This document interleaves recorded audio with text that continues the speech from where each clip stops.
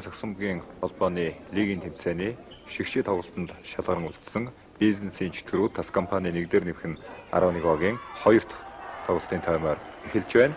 За энэ 2 дахь тоглолт бол ялангуяа бизнесийн чөтгөрүүдийн хувьд бол нэлээд хариуцлагатай тоглолт байсан. Энэ тоглолтод хожигдсон тохиолдолд одоо тас компани нэгдэр нэмэх нь 11-г 2 хожигтойгоор тоглолтыг хөшөөж хийж давраг авах боломж илүү болох байсан.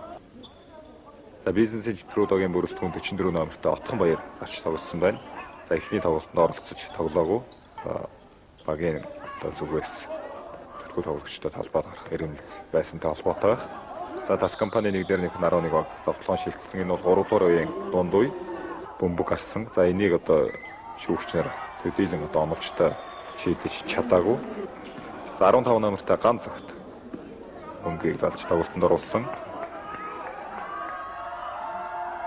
За эндээс авах сайн ажиглаа харж авах. Шарав жамцтай 3-ын өс рүү орж бөмбөгөө авахгүй байгаас тактикийн алдааг бол тас компани нэг дээр нэг 11-гийн гаргаж байна.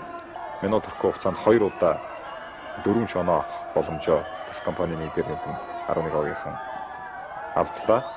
За Ганбат тоглоомыг мөн амжилттай тасалж оролт хийлээ.